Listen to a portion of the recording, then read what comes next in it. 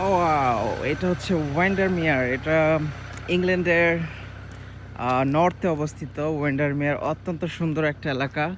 আমি এখানে আসছিলাম মারিয়ার সাথে এবং আহিলও আসছিল ঘুরতে।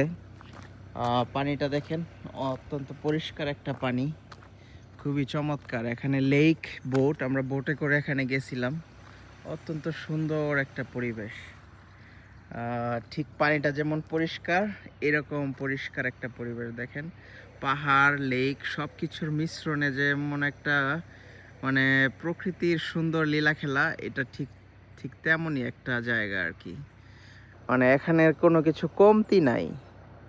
এখানে যা কিছু আছে সবই, এই যে একজন আম আরেকজনের ছবি তুলে দিচ্ছে প্রিয়জন। এখানের যে সৌন্দর্য সেটা মুঠোফোন বন্দি করতেছে।